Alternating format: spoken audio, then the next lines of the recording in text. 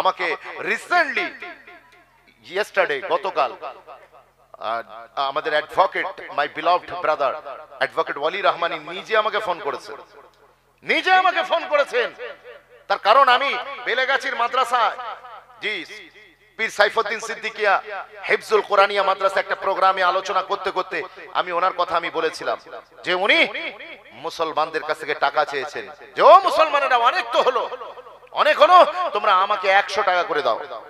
যে একটা এলাকায় একটা মুফতি থাকা এটা যেমন ফরজে কিফায়া, সাথে সাথে একজন যোগ্য ডক্টর থাকা এটাও ফরজে কিফায়া। জোরে বলুন, বিশ্বাস করুন। কারণ মুফতি সাহেব তিনি ফতোয়া দেবেন আর ডক্টর বাবু সার্জেন তিনি রোগীর জান বাঁচাবে, জান বাঁচানোর কাজে সহযোগিতা করবেন। অ্যাকচুয়ালি আল্লাহই তো জান বাঁচান, এটা তো ওসিলা মাত্র।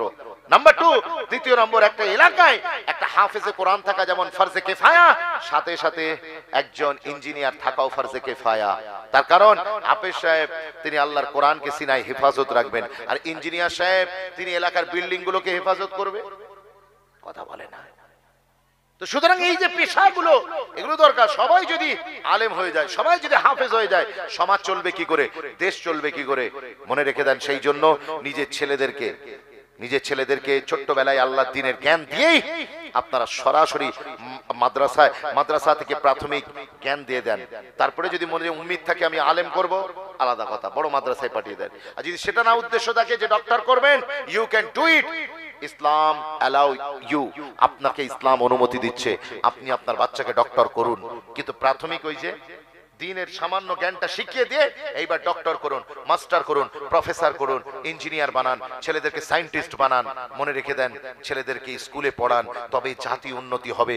ভালো কলেজে দেন, নিজেরা কম খেয়ে আপনার সপ্তাহে প্রতিদিন মাংস খাবার দরকার নেই, অল্প খান, কিন্তু পয়সা বাঁচিয়ে ছেলেদেরকে ভালো একটা টিউশন দেন। মনে রেখে দেন, আজকে স্কুল থেকে আপনি সব পাবেন, জুতো পাবেন, জামা পাবেন, ব্যাগ পাবেন, সাইকেল পাবেন, টাকা পাবেন, ফোন পাবেন, কিন্তু এই স্কুল থেকে আপনি শিক্ষাটা পাবেন না। কথা ঠিক বলছি না ভুল বলছি? তার কারণ সরকার চায় না আপনার ছেলে ভালো লেখাপড়া শিখে জ্ঞানী হোক, শিক্ষিত হোক। কারণ ও শিক্ষিত হয়ে গেলেই এইবার চাকরি চাইবে, ও চায় না।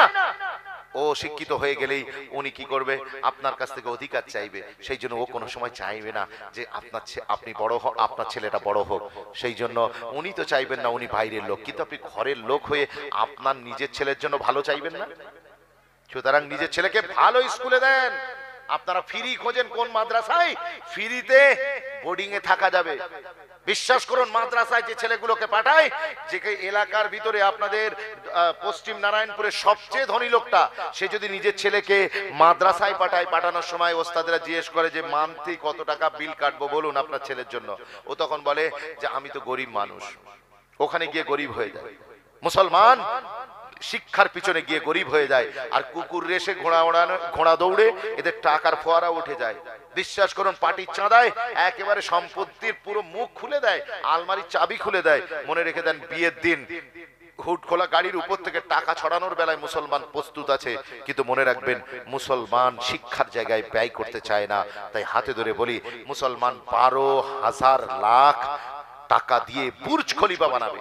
মুসলমান 12,000 লাখ টাকা দিয়ে Burj Khalifa, Dubai Burj Khalifa বানাবে, কিন্তু দুবাইয়ের শেখ তিনি একটা কোটি কোটি টাকা দিয়ে একটা উন্নত মানের বিজ্ঞান গবেষণাগার বানাতে পারে না। এটাই তো আফসোসের বিষয়। আমাদের মুসলিম শাসকরা তারা অনেক কিছু করেছে, তাদের খিদমত করেছেন, কিন্তু তাদের কাছে আমাদের একটা প্রশ্ন, তারা একটা বড় কেন ইসলামিক ইউনিভার্সিটি বানালেন না? বড় একটা দেশের জন্য কাজ করার জন্য একটা উচ্চমানের বিদ্যালয় কেন বানালেন না? তাজমহল বানালেন, লালকেল্লা বানালেন, কুতুব মিনার বানালেন, এগুলো বানাতে কোনো অসুবিধা নেই, কিন্তু তারপরেও আপনি দেশের মানুষের উন্নতির জন্য, মুসলমানদের এডুকেশনের জন্য আপনারা কেন খেয়াল করেননি? ইংরেজরা এসে 1780 সালে কলকাতায় sir general governor sir Warren Hastings এর জামানায়, ওয়ারেন হেস্টিংস তিনি 1717-18 তিনি কলকাতা আলিয়া মাদ্রাসা প্রতিষ্ঠা করেছিলেন সরকারি তত্ত্বাবধানে। তার আগে যে সমস্ত এলাকায় মাদ্রাসা ছিল ওগুলোর নাম কেউ আসতে ছিল। জি, অ্যাডামসের রিপোর্ট বলছে ইংরেজরা যখন এই দেশে পলাশির পর after the battle of Palashi, ji 1757 1757 সালে পলাশির যুদ্ধের পরে জি মনে রেখে দেন, ওই যুদ্ধের পরে হাত যখন বদল হয়ে গেল, ক্ষমতা বদল হলো, তখন মুসলমানদের বিশ্বাস করুন হাতে মাদ্রাসার সংখ্যা, মক্তবের সংখ্যা কত ছিল জানেন? এদেশে মাদ্রাসার মক্তবের সংখ্যা ছিল 80,000। জোরে পড়ুন, 80,000 মাদ্রাসা এবং মক্তব ছিল। কিন্তু এগুলো সব ছোটখাটো এলাকায় ছোটখাটো মাদ্রাসা। তৎকালীন যুগে এগুলোই ছিল মানে শিক্ষা দীক্ষার একটা, মুসলমানদের উন্নতির একটা সোপান। কিন্তু জামানার সাথে সাথে চেঞ্জ হতে হবে না? এই জোরে বলেন, চেঞ্জ হতে হবে না? জি, আজকে আমাদের মাদ্রাসাগুলোকে একটু ডেভেলপ করাতে হবে, মডার্নাইজ করাতে হবে। আমরা যারা স্কুলে পড়ি, এই স্কুল থেকে আমাদের ভালো বেটার স্কুল কোথায় আছে দেখতে হবে। তার জন্য যদি 2 পয়সা খরচা হয় কোনো সমস্যা নেই, কোনো সমস্যা নেই। কষ্ট করুন নিজেদের ছেলেদের জন্য। মনে রেখে দেন, আমি একটা ভিডিওই বলেছিলাম জানেন তো, অ্যাডভোকেট ওয়ালি রহমানির ব্যাপারে। আপনারা হয়তো ভাইরাল হয়েছে ভিডিও, আপনারা দেখেছেন, আমাদের মিডিয়ার মাধ্যমে আপনাদের কাছ পর্যন্ত পৌঁছেছে। জি, প্রায় 5 লক্ষের উপরে মানুষ ভিডিওটাকে অ্যাপ্রিশিয়েট করেছে, তারা দেখেছেন। আমাকে রিসেন্টলি ইয়েস্টারডে, গতকাল, আমাদের অ্যাডভোকেট, মাই বিলভড ব্রাদার অ্যাডভোকেট ওয়ালি রহমানি নিজে আমাকে ফোন করেছেন।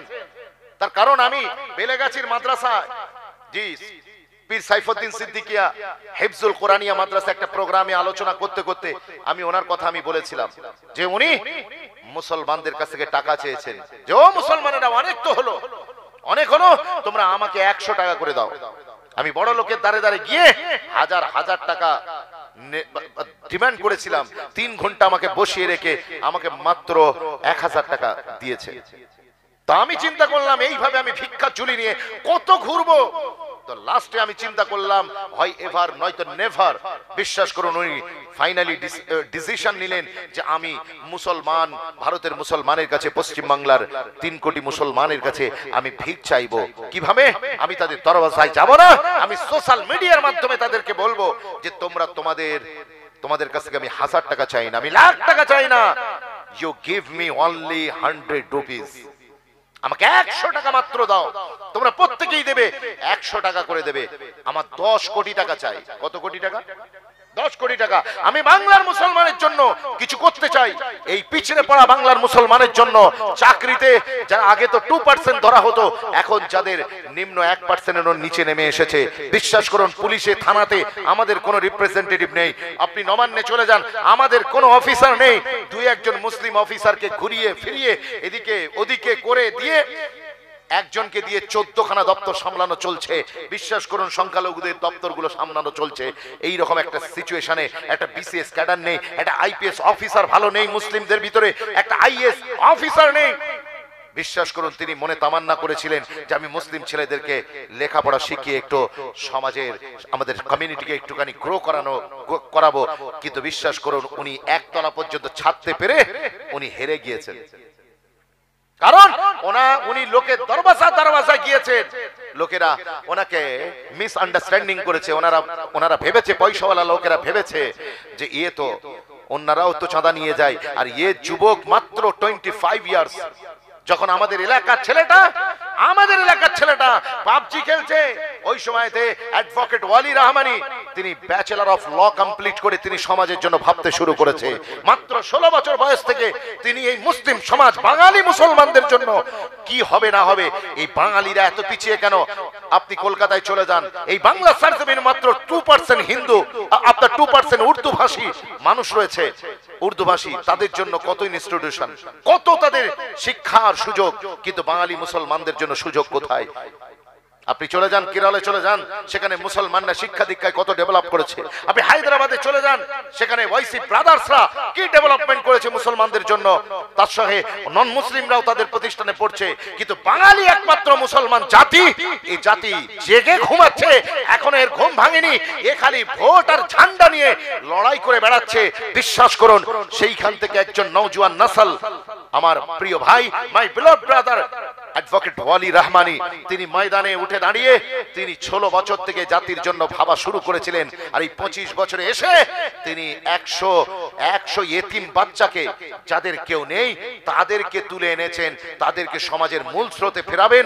তাদের কোনো বাপ নেই, কিন্তু ওয়ালি রহমানি তাদের বাপ। জোরে বলুন, আরো জোরে বলবেন না সুবহানাল্লাহ।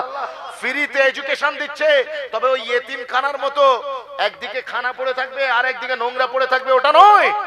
বরং স্ট্যান্ডার্ডিটি মেনটেন করে, বিশ্বাস করুন স্ট্যান্ডার্ডিটি মেনটেন করে, স্ট্যান্ডার্ডিটি মেনটেন করে কোয়ালিটি এডুকেশন দেবার জন্য তিনি মানুষের দ্বারে হাত পেতেছিলেন যে আপনারা আমাকে দেন, আমি সমাজের জন্য পশ্চিম বাংলার মুসলমানদের জন্য কিছু করতে চাই। কিন্তু বিশ্বাস করুন সমাজ সাড়া দেয়নি। কারণ আমি আগেই বলেছি মুসলমানের পয়সা হলে বিরিয়ানির দোকান খুলবে, মুসলমানের পয়সা হলে হোটেল করবে, মুসলমানের পয়সা হলে রেস্টুরেন্ট খুলবে, কিন্তু মুসলমান কোন ইনস্টিটিউশন কায়েম করবে না। আর পরে কান্নাকাটি করবে, সরকারকে দোষ দেবে। আমি বলি উমর ভর গরিব यही ভুল করতা রহা, ধুল চেহারে পে থে और हम आईना सब करता रहा। সারা জীবন কবি গালিব একটাই ভুল করেছে, ধুলো নিজের চেহারায় ছিল, ও খালি আয়না পরিষ্কার করেছে। আজকে মুসলমানের অবস্থাই যে আমরা আয়না পরিষ্কার করছি, আমরা অন্যকে দায়ী করছি, অন্যর দিকে আমরা লক্ষ্য করছি, কিন্তু আমাদের নিজেদের দিকে তাকান।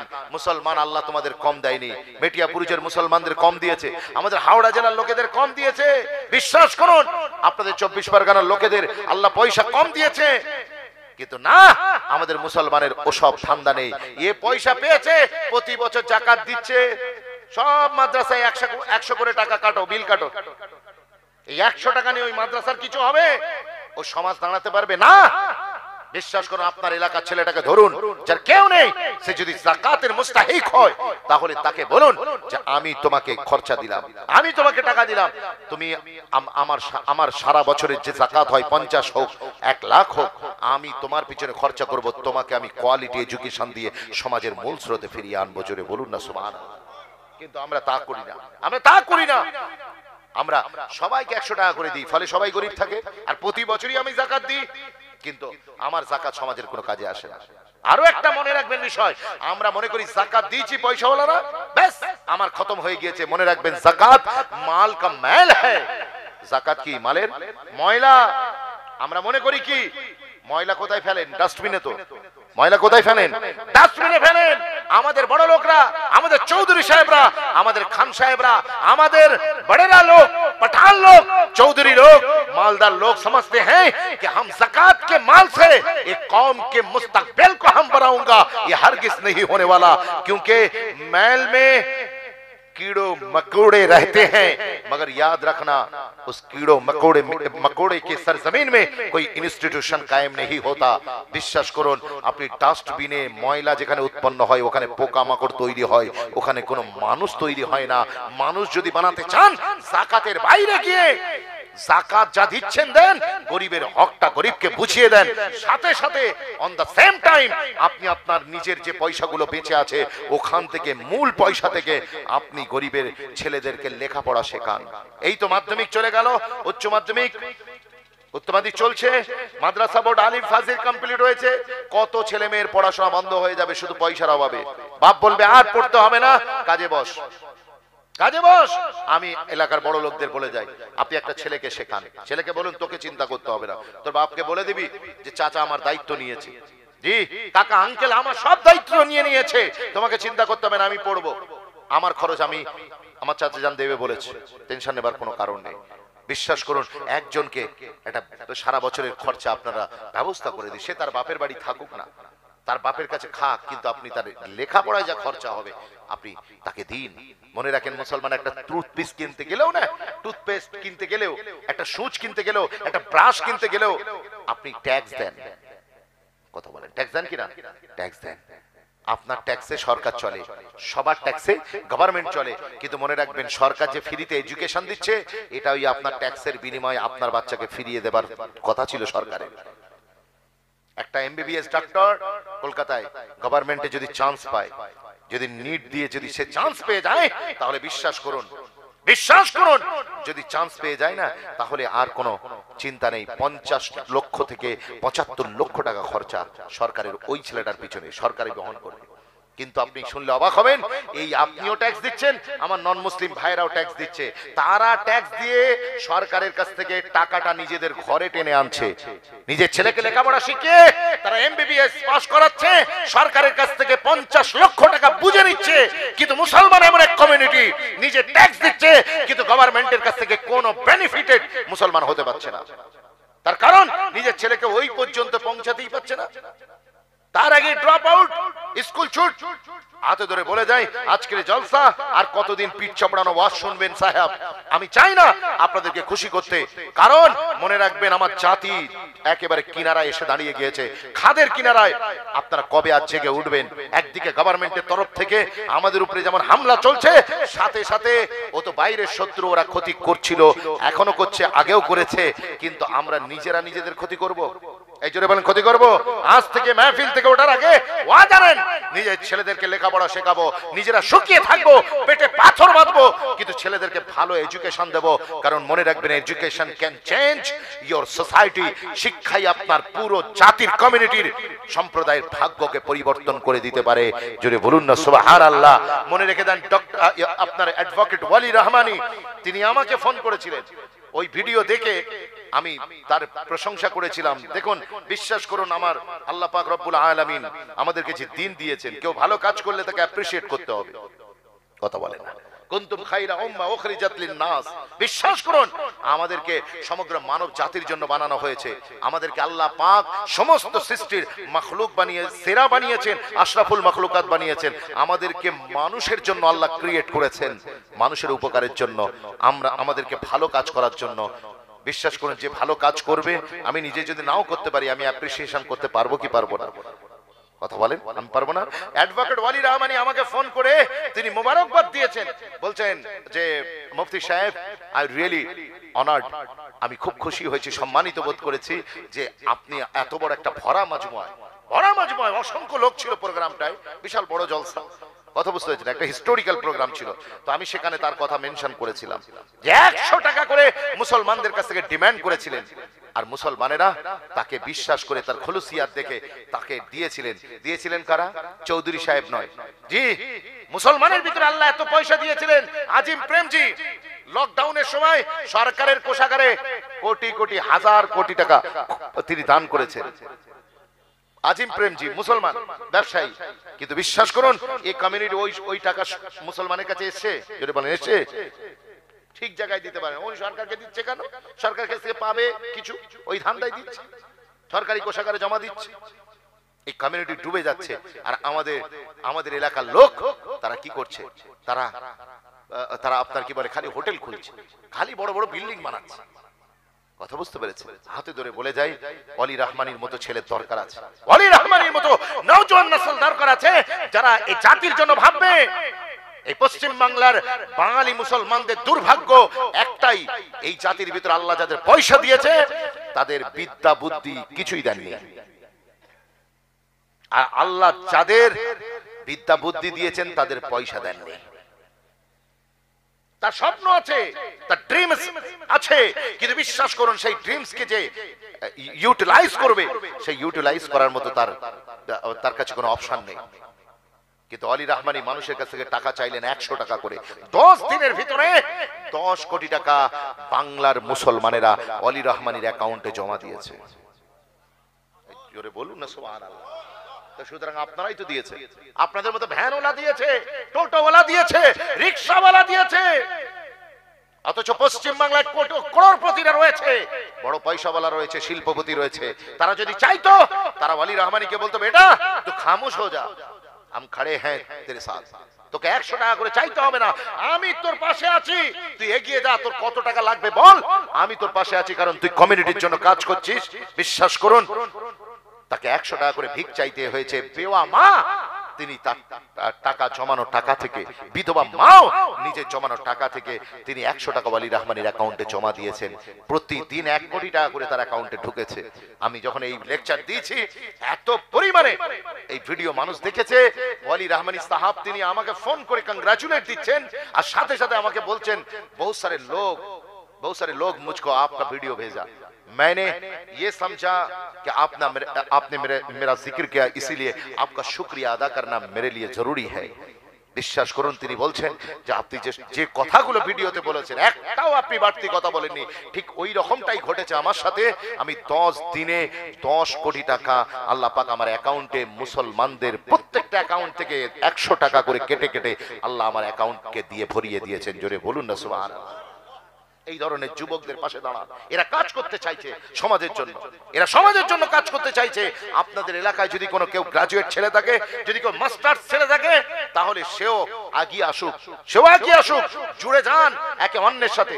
বাঙালি মুসলমানদের সবচেয়ে দুর্ভাগ্য হচ্ছে এদের কারোর সাথে কারোর কোনো যোগাযোগ নেই, কারোর সাথে কারোর কোনো যোগাযোগ নেই। এক প্রতিষ্ঠানের সাথে আরেক প্রতিষ্ঠানের কোনো চেন নেই। কিন্তু এটা আমার উর্দু ভাষী মুসলমানরা, তারা কিন্তু একে অন্যের প্রতিষ্ঠানের সাথে জুড়ে আছে। কিভাবে তাদের প্রতিষ্ঠানকে এগিয়ে নিয়ে যাবে? মাত্র 2% উর্দু ভাষী আমার মুসলমান ভাই, তারাও আমার ভাই। কিন্তু আমার দুঃখ আপনাদের জন্য, তারা উন্নতি করছে, আল্লাহ আরো তাদের উন্নতি করার তৌফিক দিক।